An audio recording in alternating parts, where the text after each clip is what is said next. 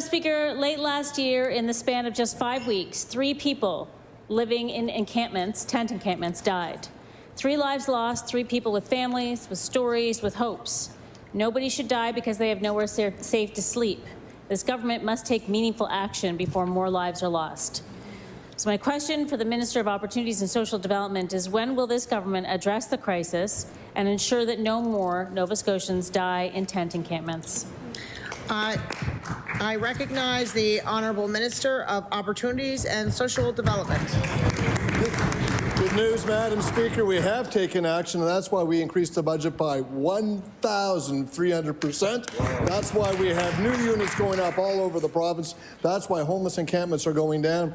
We are providing spaces for people to go, and I can happily report that on a cold night in this winter, we had a spot for every single homeless person, a safe spot, a warm spot, and a spot with wraparound services to support them, Madam Speaker. I recognize the Honourable Member for Dartmouth North. Madam Speaker, we appreciate that some work is being done, but that doesn't change the fact that lives are being lost. And those spots that the Minister are talking about, not every person who lives in a tent is able to go into those spots for a variety of reasons.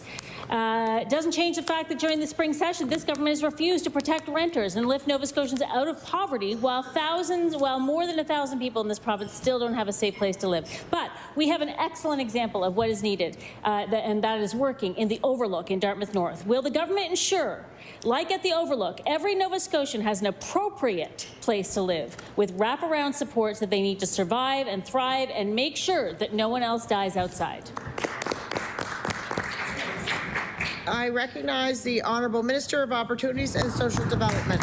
Well, Madam Speaker, we have a range of supports for people who are experiencing homelessness or being challenged with a safe place to live, from emergency shelters, from permanent shelters, from transitional housing to supportive housing. I'd like to point out the Rose. I pointed out many times in this session. There's a unit with 18 families who've been moved out of places like hotels. They're able to provide a good place to live with bathrooms, with a kitchen. There's a playground. There's a gym facility. We're going to continue to invest and support Nova Scotians who struggle. But, Madam Speaker, I've said it before, the most important social program is a job. We're connecting people who struggle to employment in this province. That's our goal, is we have less people needing supports. We're getting the job done, Madam Speaker.